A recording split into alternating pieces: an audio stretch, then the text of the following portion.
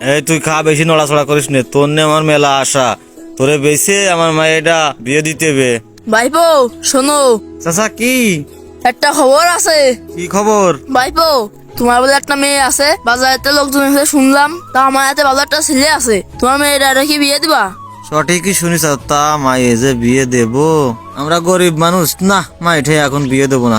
ভাইপো ওই ছেলে বড় টাকা মারতে চাকরি করে, ওই ছেলেকে জায়গা জমির কোনো অভাব নেই, তোমার মায়ের সাথে দিলি সারা জীবন সুখী থাকবে না। চাচা মা মারা মায়েরা, ওর একটা চাচা আছে, তুমি তো ভালো কথাই কইছাও, তাহলে ওর চাচাটারে ডাক দি, ও চাচার কাছে শুনে তাহলে তোমার আমি ফাইনাল দিচ্ছি।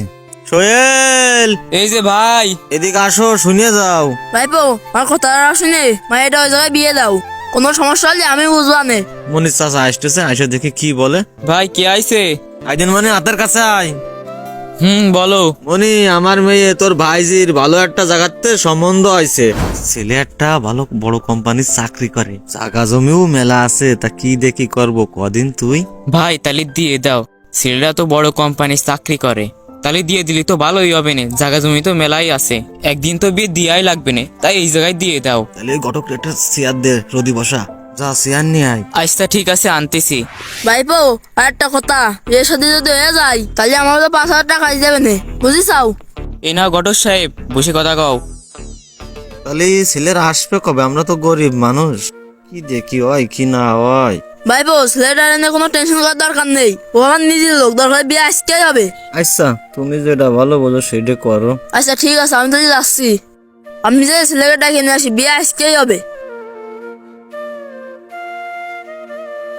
চল তাহলে চল গোছ গাছ করি গে। সব আয়োজন করতে হবে, বিয়ে তো মনে হয় ওই যাবে না আজকে। হ্যাঁ সেরকম তো ভাব, চল গুছাই গাছাই রাখি গে। আব্বা ঘটকের সাথে কি কবলা করতিলে? আমি কিন্তু এই মুহূর্তে বিয়ে শাদী করতে পারবো না নে। এই আবাল তাল বকিস নে, ছেলে ভালো ছেলে, বড় একটা কোম্পানির চাকরি করে, ওই জায়গা বিয়ে হলি তুই খুব সুখী থাকবি নি।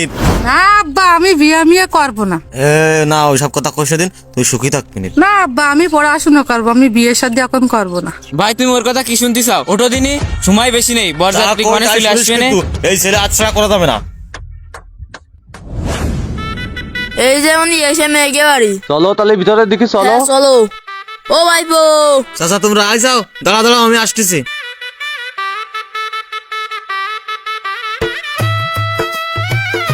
যাও ঘটক সাহেব, জামাই বাবুরে নিয়ে এই জায়গা বসো।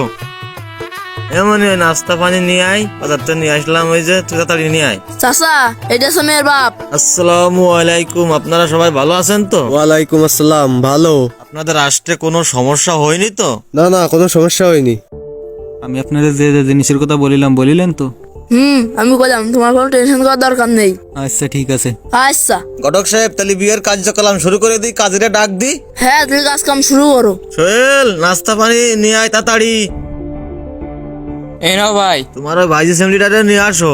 আচ্ছা, শুভ কাজে ঠিক আছে, দেরি করতে আনতেছি। নেই, বিয়ের কাজটা হয়ে যাক তারপরে খাওয়া দাওয়ার ব্যবস্থা করবা না। নাও তোমরা খাও। কাজী সাহেব আইছেন, বসেন আপনি। আসসালামু আলাইকুম, ভালো আছেন? হ্যাঁ সবার সাথে হ্যান্ডশেক করেন। ভালো আছেন জামু সাহেব? হ্যাঁ ভালো। মনি নিয়ে আইসির। কাজী সাহেব আপনি একটু সরিয়ে বসেন দিন এদিক। এমনই বয় এই জায়গায়। কাজী সাহেব তাহলে কাজ কাম শুরু করে দেন, বিয়ের কাজ কাম শুরু করে দেন। আচ্ছা ঠিক আছে, ব্যাগের ভিতর থেকে কাগজ কলম গুলো বের করে নিন। আচ্ছা আচ্ছা ঠিক আছে। কাজ কাম মানে? ঘটক সাহেব আমার সেই জিনিসপাতি গুলো কই? ঘটক সাহেব কোন জিনিসপাতির কথা বলতেছো ছেলে?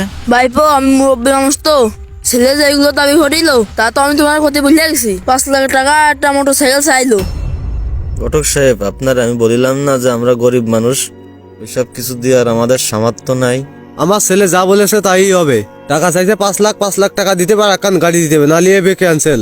ভাই আপনার হাত ধরি পায়ে ধরে আপনি এই কথা বললেন না ভাই। ভাই আমার হাত পা ধরে কোনো লাভ হচ্ছে না। আমার একটা মাত্রই ছেলে, তার আশা আবদার পূরণ না করতে পারলে সে বিয়েই করবে না, তখন আপনাদের মেয়ে তো তার সাথে সংসার করতে পারবে না। ভাই আমি দিন আনি দিন খাই ভাই। আপনি চাহিদাটা পূরণ করে দেন, আমার ছেলে আপনার মেয়েকে বউ হিসেবে বাড়ি নিয়ে যাচ্ছে। ভাই আমার মেয়ের মুখের দিক তাকায় আপনি একটু আপনার ছেলেটার একটু বুঝুন ভাই। ভাই এতে আমার কোনো হাত নেই।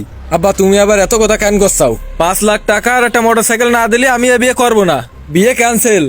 ওঠো আব্বা ওঠো। এই বিয়ে ক্যান্সেল, সবাই ওঠো, চলো। কোনো বিয়েই হবে না। এই সব ভাই, চল, বাবা, এই দাঁড়াও, চল। দাঁড়াও। কি জন্য দাঁড়াবো? তোমরা 5 লাখ টাকা দিতে পারবো না, একটা গাড়ি দিতে পারবো না, তোমাকে মাই আমি কি জন্য বিয়ে করবো? পরে আমরা লাইন না, না, করবা না, বিয়ে এখন করবোই না। তাড়াতাড়ি বসো। এ বলি তুই মেয়ের আয়, সমস্যা হয়ে যাবে না, কথা তুই না এভাবে বুঝে- চলে গেলি। আয়, আয়, চল।